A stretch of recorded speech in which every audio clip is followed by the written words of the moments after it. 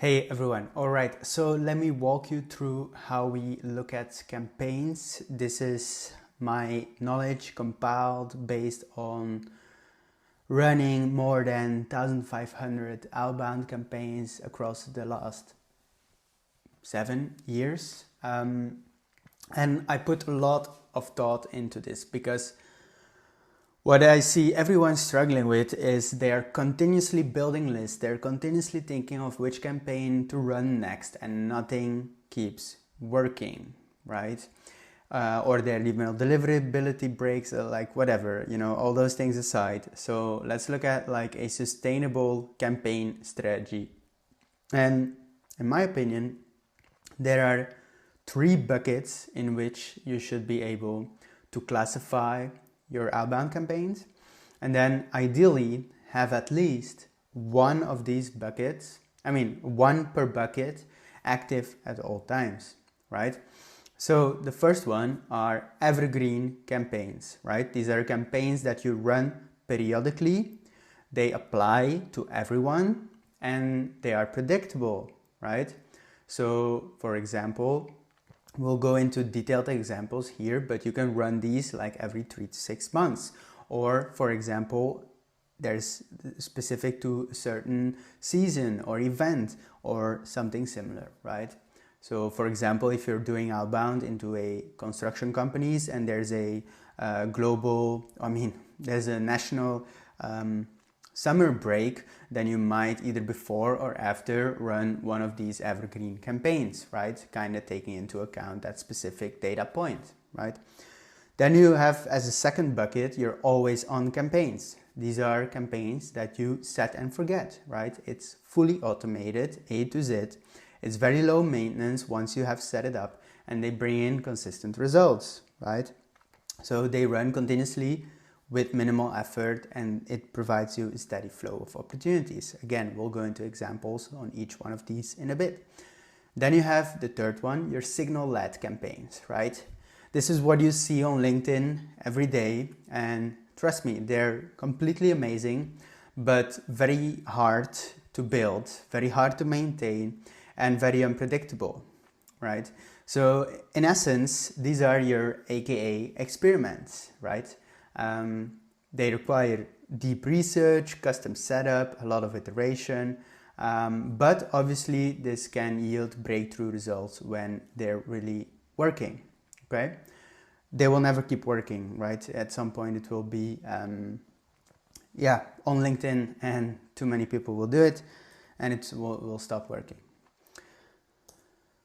So now let's go into examples of each of these buckets, right? And there might be more, but at least these are the ones that we have compiled and that we have proven playbooks on, that we can deploy into your organization fairly quickly.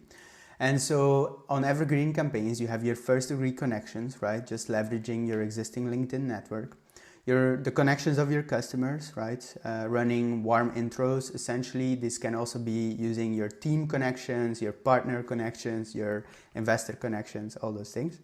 Then you have event campaigns. These are your targeting event industries, whether they are webinars on LinkedIn or actual conferences. It doesn't really matter.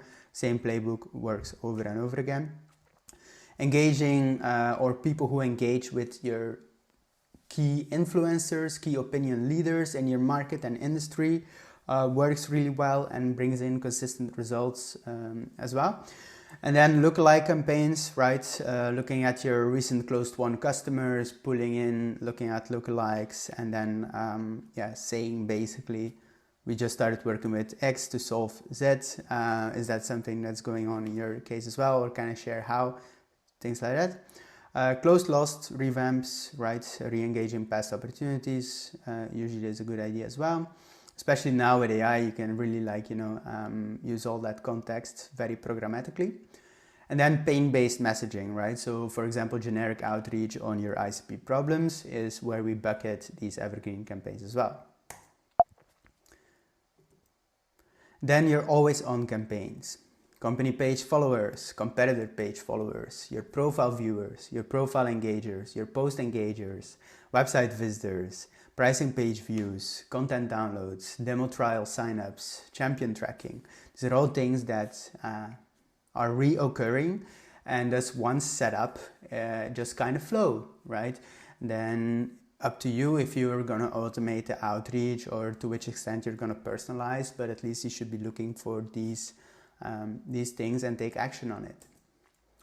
Then you have your signal-led.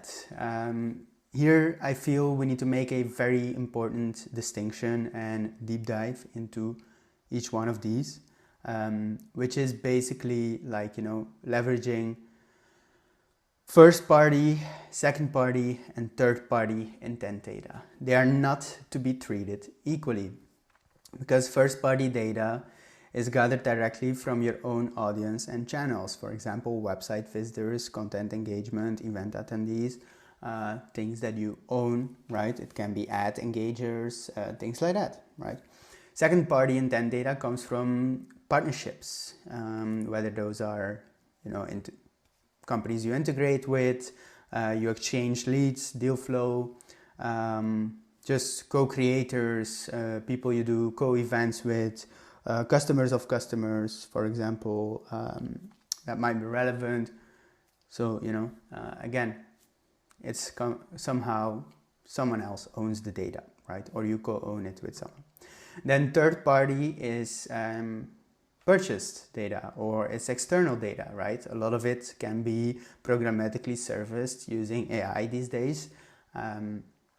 For example, there's some platforms who provide you with this data, and then obviously some G2 reviews or things like that are here, right? And so it is fairly important to make this extinction, because again, they are not treated equally.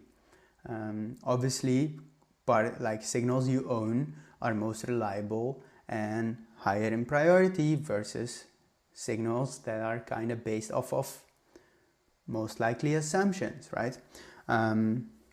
So yeah, there we go, with some examples. For example, first party signals, again, website visitors, but it can also be someone requesting a trial, engaging with newsletters, LinkedIn profile views, all these things, right?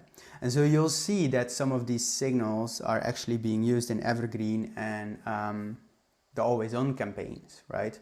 So yes, signal-led is a thing and it should be used, right? But it should be used in the right way and it shouldn't be over-engineered. So we usually always try to go for the Evergreen and the always on campaigns to get consistent results, so that the client is also happy and you see some fast ROI. And then from there, we can start building the more custom things and to see if that's going to increase conversion and reply rates and bring in more revenue across the board, right? Because my experience has taught that most likely, we see usually the highest ROI coming from the simplest and most scalable campaigns rather than the more complex ones, okay?